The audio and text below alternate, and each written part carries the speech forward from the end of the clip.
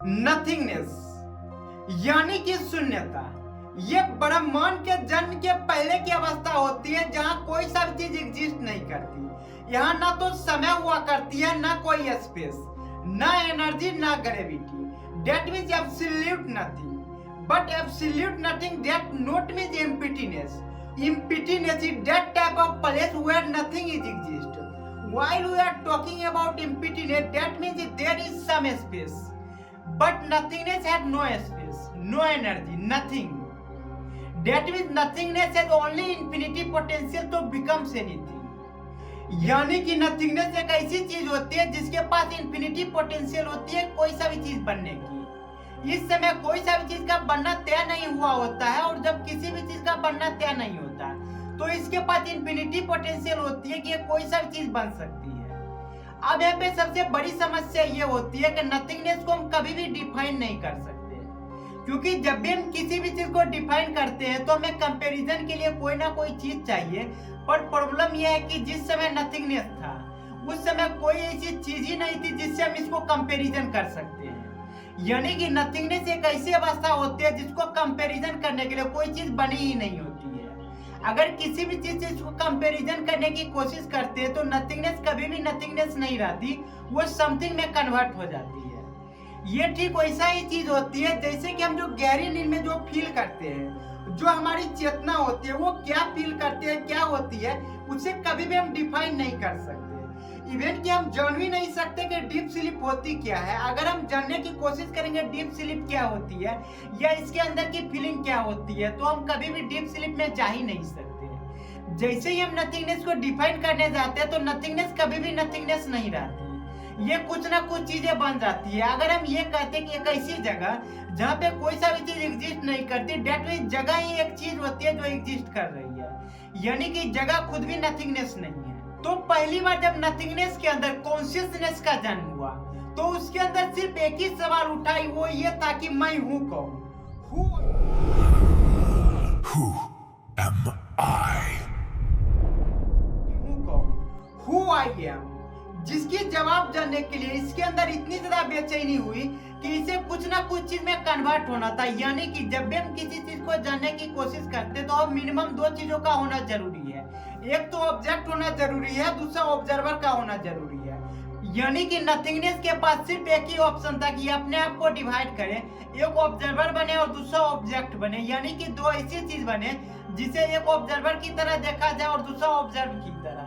यानी कि पहली बार नथिंगनेस ने खुद को डिवाइड किया तो वहाँ पे दो चीजें बनी, एक एनर्जी बनी और दूसरा एंटी एनर्जी। इसके पीछे भी रीजन ये है कि जैसे ही नथिंगनेस से कोई सा भी चीज निकलना चाहती है तो उसी टाइम पे स्पेस का जन्म होता है, ग्रेविटी का जन्म होता है और एनर्जी का। और इन चीजों के जन्म का मतलब होता है वहाँ पे फिजिक्स का जन्म हो गया। अगर एक बार फिजिक्स का जन्म हो गया तो इसका जो लॉ होता है मास ऑफ कंजर्वेशन का, ये कभी भी अपने आप को अवॉइड नहीं कर सकती। यानी कि अगर नथिंगनेस से कोई सा भी चीज निकलना चाहेगी तो हमेशा इसके अंदर से मिनिमम दो चीजें निकलेगी, जिसका एक का जो प्रॉपर्टी है वो दूसरे के अपोजिट होगा। यानी कि अगर दोनों चीजें मिलती है तो वो फिर से नथिंगनेस को प्राप्त कर जाएगी। तो पहली बार जब ये अपने आप को डिवाइड किया था तो यहाँ पे दो चीजें बनी थी, एक सिंगुलरिटी का पॉइंट बनी थी जो एनर्जी से बनी थी, और दूसरा जो सिंगुलरिटी का पॉइंट बनी थी वो एंटी एनर्जी से बनी थी।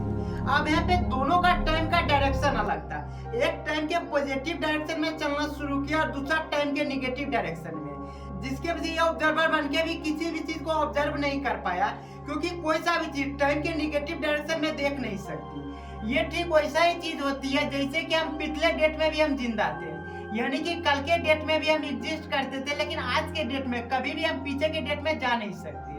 यानी कि हम कभी भी पास्ट में जाके देख नहीं सकते खुद को। तो यहाँ पे हम एक चीज कह सकते हैं कि यानी हमारा पास्ट एग्जिस्ट ही नहीं करती। लेकिन जैसे हम सच्चाई को जानेंगे तो हमें ये पता चलेगा कि हमारा पास्ट था, लेकिन अब उसको प्रूफ नहीं कर सकते, यानी कि हम पास्ट में जा नहीं सकते। तो सेम ऐसा ही चीजें नथिंगनेस के साथ हुई। जैसे ही अपने आप को दो चीजों में बदला तो वो एक दूसरे को जान नहीं पाया। यानी कि इसके अंदर जो सवाल था हु आई एम का, वो अभी भी उसी प्रकार से कंटिन्यू था। इसे आप कुछ इस प्रकार से समझ सकते हैं कि मान लीजिए इस यूनिवर्स में सिर्फ एक ही आईना है और इसके सामने कोई सा भी ऑब्जेक्ट एग्जिस्ट नहीं करती। यानी कि इसे अपने आप को देखना है या अपने आप को जानना है तो इसके पास सिर्फ एक ही ऑप्शन बचती है कि अपने आप को डिवाइड करे। तो पहली बार नथिंगनेस ने जब खुद को डिवाइड किया तो वो कुछ इस प्रकार से डिवाइड किया कि डिवाइड होने के बाद दोनों का डायरेक्शन बदल गया। यानी कि आप देख सकते हैं एक आईना इस साइड है और दूसरा आईना इस साइड आ गई। अब ये आईना कभी भी इस आईना को देख नहीं सकती और ये जो आईना है कभी भी इस आईने को देख नहीं सकती। इसका मतलब यह कि सवाल आज भी कंटिन्यू हुआ ही हमका, जब इसे खुद को जानने के लिए इसे फिर से ऑब्जर्वर बनना होगा और फिर से ऑब्जेक्ट बनाना होगा, जिसकी वजह से क्या किया कि ये अपने आप को फिर से डिवाइड करते रहा। लेकिन प्रॉब्लम यहाँ पे ये आ गई कि जैसे ही अपने आप को डिवाइड करते रहा उतना ज्यादा ये जो सवाल थी हुआ ही हमका वो गहरा होते गई। इसे आप इस प्रकार से समझ सकते हैं कि इंसान आज अपने आप को इतना ज्यादा जान गया है फिर भी इसके अंदर बेचैनी है कि मेरे अंदर कितना ज्यादा क्षमता है। तो अपनी इस खोज को बढ़ाने के लिए एआई जिससे कंप्यूटर को बनाया, जहाँ पे एआई जो कंप्यूटर है वो इंसानों के खोज में मदद करते कि इंसान आया कहाँ से, इंसान के अंदर कितनी ज्यादा क्षमता है।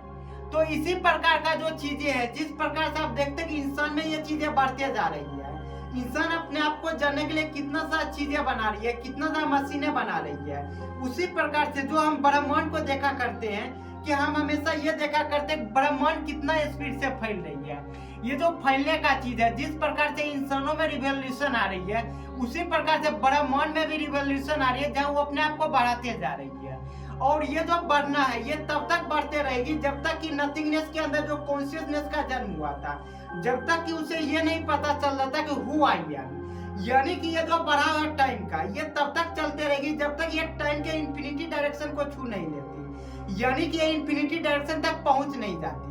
और जैसे ये इंफिनिटी डायरेक्शन तक पहुंचेगी यानी कि इंफिनिटी पॉइंट तक, तो वहां पे ग्रेविटी एब्सोल्यूट जीरो हो जाएगा और टाइम इंफिनिटी। और सेम चीज है एंटी इनवर्स के साथ भी होगी कि जो टाइम जीरो से बढ़ना शुरू किया था और माइनस इंफिनिटी टाइम के डायरेक्शन में बढ़ रही थी, जिस समय ये इंफिनिटी पॉइंट को टच करेगी यानी टाइम का इंफिनिटी पॉइंट, उस समय जो ग्रेविटी का वैल्यू जीरो हो जाएगी। और ये समय तब आएगा जब हम इस चीज को जान जाएंगे कि हु आई एम, यानी कि जो कॉन्शियसनेस का खोज था हु आई एम को जानने के लिए जिस समय इस चीज की जानकारी मिल जाएगी उस समय टाइम का जो स्पीड होगा वो इंफिनिटी हो जाएगा, यानी कि सारा चीज इंफिनिटी पे पहुंच जाएगा। अब आप सोच रहे होंगे कि जिस समय इंफिनिटी पे पहुंच जाएंगे और ग्रेविटी का वैल्यू जीरो हो जाएगा उस समय क्या होगा। तो एक्चुअली में जो इंफिनिटी का पॉइंट है टाइम के पॉजिटिव डायरेक्शन में जो प्लस इंफिनिटी का पॉइंट है और टाइम के माइनस डायरेक्शन में जो टाइम का माइनस इंफिनिटी पॉइंट है, अगर हम इसको प्लॉट करने की कोशिश करेंगे तो बेसिकली एक सर्कल का फॉर्म लेगा जहाँ पे जीरो से दोनों चीज चलना शुरू करेगा, एक जो पहुंचेगा इंफिनिटी पे और दूसरा माइनस इंफिनिटी पे। यानी क्या जो दो पॉइंट है एक प्लस इंफिनिटी का और दूसरा माइनस इंफिनिटी का, अगर इसको हम एक सर्कल में प्लॉट करने की कोशिश करेंगे तो हमें यह पता चलेगा कि दोनों जीरो से शुरू हुआ और दोनों जिस पॉइंट पे मिलती है एक प्लस इंफिनिटी पे दूसरा माइनस इंफिनिटी पे। ये दो पॉइंट नहीं है बल्कि एक ही पॉइंट का दो नाम है, जिसे हम इंफिनिटी पॉइंट के नाम से जानते हैं और दूसरा माइनस इंफिनिटी पॉइंट के नाम से। यानी कि जिस समय टाइम का स्पीड इंफिनिटी पॉइंट पे पहुंच जाएगी उस समय जो एनर्जी का डायरेक्शन था और जो एंटी एनर्जी का डायरेक्शन था दोनों एक पॉइंट पे मिलेगी और सडनली ये सारा का सारा चीज खत्म हो जाएगा और खत्म होते ही अपने आप नथिंगनेस को प्राप्त कर जाएगी। यानी कि ठीक वैसी ही अवस्था जिस समय ब्रह्मांड के जन्म की पहले की अवस्था थी, यानी कि जैसे ही ब्रह्मांड का टाइम खत्म हो जाएगा तो ये फिर से नथिंगनेस को प्राप्त कर लेगी, जहाँ पे टाइम का स्पीड इंफिनिटी था वो इंस्टेंट नथिंगनेस में कन्वर्ट हो जाएगी और इतना जो आप स्पेस देखते हैं ये सारा स्पेस खत्म हो जाएगा। यानी कि फिर से कुछ नहीं बचेगा, ना प्रकाश बचेगी ना ही कोई एनर्जी, ये फिर से नथिंगनेस में चली जाएगी। और ये तभी जाके संभव होगा जब कॉन्शियसनेस को इस सवाल का जवाब मिल जाएगा कि हु आई एम। तो यहाँ पे अब दो गहरा सवाल उठता है। पहला सवाल तो ये कि नथिंगनेस के पास कैसे इन्फिनिटी पोटेंशियल होती है किसी भी चीज को बनने की, और दूसरा सवाल ये कि जब नथिंगनेस के अंदर पहली बार कॉन्शियसनेस का जन्म हुआ तो उसके अंदर जो सवाल उठी थी हु आई एम का, जैसे इस सवाल का जवाब उठा था तो उसके वजह पूरा ये यूनिवर्स का क्रिएशन हुआ, और जैसे इसका जवाब मिल जाता हु आई एम का तो पूरा जो यूनिवर्स है वो पूरी तरह से खत्म हो जाएगी, यानी कि ये फिर से नथिंगनेस में बदल जाएगी। आखिर क्यों ऐसा होगा कि जैसे इसको इसका जवाब मिल जाता है तो ये यूनिवर्स खत्म हो जाएगी। तो आइए हम इन दोनों चीजों को समझते हैं। तो सबसे पहले हम ये समझते हैं कि कैसे नथिंगनेस के पास इन्फिनिटी पोटेंशियल होती है। तो इन चीजों को हम इस तरीके से समझ सकते हैं कि जब एक इंसान का उम्र 60 साल का हो जाता है तो उसके पास लिमिटेड ऑप्शन बचता है वो अपने लाइफ में क्या कर सकता है। जैसे कि अगर वो डॉक्टर है तो वो अपने डॉक्टरी में सिर्फ आगे बढ़ सकता है, उसके पास लिमिटेड टाइम होती है, लिमिटेड हर चीज होती है, उसका जो शरीर होता है वो लिमिटेड एनर्जी तक पहुंच जाते हैं, यानी कि वो फिक्स है और कितने दिनों तक जिंदा रहेंगे और वो क्या क्या कर सकते हैं। अगर कोई एक बड़ा डॉक्टर बन गया या बड़ा इंजीनियर बन गया तो वो चाह के भी अपना प्रोफेशन चेंज नहीं कर सकता है, यानी कि अगर वो चेंज करना चाहेगा, अगर वो एक्सपर्ट बनना चाहेगा तो इसको जीरो से शुरू करना पड़ेगा, यानी कि अब इसके पास वो पोटेंशियल नहीं है, वो एनर्जी नहीं है। लेकिन जब यही इंसान 30 साल की एज में था तो इसके पास बहुत सारे ऑप्शन था, वो किसके क्षेत्र में जाके काम कर सकता है। जैसे कि अगर वो इंजीनियर है तो इंजीनियरिंग के क्षेत्र में आगे बढ़ सकता है, अगर डॉक्टर है तो डॉक्टरी के क्षेत्र में आगे बढ़ सकता है, इवन कि इस स्टेज पे वो अपना प्रोफेशन फुल्ली रूप से चेंज कर सकता है। यानी कि जैसे जैसे एज हमारे बढ़ते जाती है तो हमारे साथ जो हमारा पोटेंशियल होती है वो लिमिट होते जाती है, हमारा डायरेक्शन फिक्स होते जाती है। लेकिन अब आप इमेजिन करिए कि जब एक बच्चे का जन्म होता है तो इसके अंदर कोई सा भी चीज फिक्स नहीं होती कि ये क्या बनेगा। ये एक डॉक्टर भी बन सकता है, एक इंजीनियर भी, एक फिलोसोफर भी, यानी कि ये कोई सा भी चीज बन सकती है, अभी तय नहीं हुआ रहता कि ये क्या बनेगी। तो जैसे ही अपने लाइफ में अपना डिसीजन लेना शुरू करता है किस डायरेक्शन में आगे बढ़ेगी, वैसे उसे इसका पोटेंशियल, इसका डायरेक्शन कमते जाती है। लेकिन अब आप देख सकते हैं कि जब एक बच्चा होता है जिसके पास कितना ज्यादा ऑप्शन होता है कोई सा भी चीज बनने का, वो डॉक्टर बने, इंजीनियर बने, एक म्यूजिशियन बने, एक आर्टिस्ट बने, वो कोई सा भी चीज बन सकता है। यानी आप देख सकते हैं कि जब हम 60 साल पे बात कर रहे थे तो वहाँ पे कितना कम ऑप्शन था, लेकिन जब हम बचपन में चले आए, यानी कि जिस समय बच्चे का जन्म होता है तो उसके पास कितना ज्यादा पोटेंशियल होता है। तो अब हम क्या करते हैं, समय के थोड़ा और पीछे जाते हैं। जिस समय ये जो बच्चा था ये किसी भी बॉडी के फॉर्म में नहीं था, ये सिर्फ स्पर्म के फॉर्म में था, सिर्फ एक के फॉर्म में, जहाँ पे ये भी डिसाइड नहीं था कि इसका बाल का कलर क्या होगा, इसके आई का कलर क्या होगा, इसका साइज क्या होगा। यानी कि इसके पास जो अब जो पोटेंशियल है वो बहुत ही ज्यादा है। जब ये पैदा हो गया था तो इसके पास एक फिक्स पोटेंशियल थी, एक फिक्स डायरेक्शन थी, एक फिक्स लिमिट थी। लेकिन जब हम स्पर्म तक जाते हैं तो जो चीजें यहाँ तक फिक्स हो गई वो चीजें यहाँ फिक्स भी नहीं हुई थी। इवन कि जब वो स्पर्म में था तो यहाँ ये भी डिसाइड नहीं हो सकता बच्चे का कलर क्या होगा, बच्चे का आई का कलर क्या होगा, बच्चे की हेयर की कलर क्या होगा।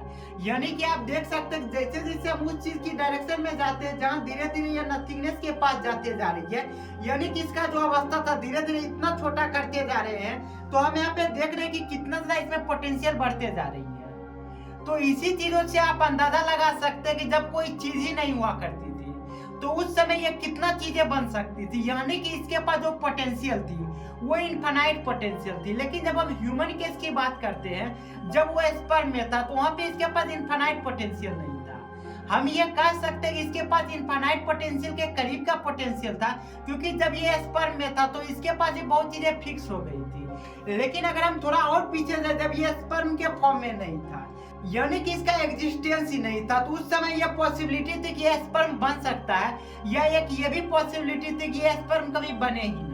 यानी कि आज जो इंसान को हम अस्तित्व में देखते हैं ये कभी अस्तित्व में आता ही नहीं। तो यहाँ पे हम ये समझ गए कि क्यों नथिंगनेस के पास इंफिनिटी पोटेंशियल होती है जबकि वहाँ पे कुछ भी नहीं होता। कुछ भी नहीं होने के कारण ही इसका जो पोटेंशियल होती है वो इंफिनिटी हो जाती है। जैसे ही कोई चीज बनना शुरू होती है तो उसका डायरेक्शन फिक्स हो जाती है, उसका पोटेंशियल धीरे धीरे कमते जाती है। तो यहाँ पे अब जो दूसरा सवाल था वो ये था कि नथिंगनेस के अंदर जो कॉन्शियसनेस का जन्म हुआ था, उसके अंदर जो पहला सवाल था हु आई एम का, जैसे इस सवाल का जवाब मिल जाती है तो ये नथिंगनेस फिर से नथिंगनेस में कन्वर्ट हो जाएगी। जो आज हम यूनिवर्स देखा करते हैं ये पूरा यूनिवर्स खत्म होके ये नथिंगनेस में कन्वर्ट हो जाएगी। तो इसका जवाब हमें इन चीजों से मिलती है कि जो अपने ज्ञान के चरम सीमा पे पहुंच जाती है, यानी कि जिसको पता चल जाता कि मैं हूँ कौन, उनको ये मतलब ही नहीं रह जाता इस दुनिया से, न ही जिंदगी से और न ही किसी चीज से, न ही उसके अंदर डर बसता है, न ही कोई चीज। इसका जीता जागता अगर आप उदाहरण देखना चाहेंगे तो आप गौतम बुद्ध को देख सकते हैं। जैसे उन्हें ज्ञान का प्राप्ति हो गई, उन्हें पता चल गया कि मैं हूँ कौन, तो उनके बाद उनके अंदर न तो जीने की इच्छा रह गई, न ही जीने की इच्छा खत्म हो गई। यानी कि वो एक ऐसे स्टेट में चले गए जहाँ पे उनको फर्क ही नहीं पड़ता मैं हूँ अस्तित्व में या फिर नहीं हूँ। नहीं उन्हें किसी चीज से डर लगने लगा, नहीं उन्हें किसी चीज का एहसास रह गया। यानी कि उन्हें ये पता चल गया था कि मेरे जाने के बाद भी मेरा अस्तित्व कभी खत्म नहीं होगा और मेरे रहने के बाद भी मेरा अस्तित्व कभी रहेगा ही नहीं। यानी कि वो समझ गए थे कि नथिंगनेस होता क्या है। जैसे इन चीजों की प्राप्ति उन्हें हो गई कि नथिंगनेस क्या होती है, इन चीजों की पूरी तरह से उन्हें जब समझ आ गई तो वो पूरी तरह से खत्म ही हो गई। आप सुने होंगे कि किस प्रकार से गौतम बुद्ध ने अपने शरीर से अपने आत्मा को अलग की है। यहाँ जो आत्मा होती है बेसिकली ये कॉन्शियसनेस होती है, और जैसे ही कॉन्शियसनेस को इस सवाल का जवाब मिल जाता हु आई एम का, ये सडनली डिसअपीयर हो जाती है। ये जो बॉडी होती है ये बेसिकली नॉन लिविंग थिंग से बना होता है। जैसे इसके अंदर कॉन्शियसनेस का जन्म होता है तो ये नॉन लिविंग थिंग जो है ये लिविंग थिंग्स की तरह एक्ट करने लगती है, जिसे हम कहते हैं कि ये जीवित वस्तु है, ये सजीव प्राणी है। लेकिन जैसे इसके अंदर से कॉन्शियसनेस गायब हो जाती है तो हम सडनली कहते हैं ये शरीर रह गया है, ये एक बॉडी रह गया है, यानी कि अब ये जिंदा नहीं है। धीरे धीरे ये जिस चीज से बनी थी, ये जिस मिट्टी से बनी थी, धीरे धीरे ये उसी मिट्टी में मिल जाएगी।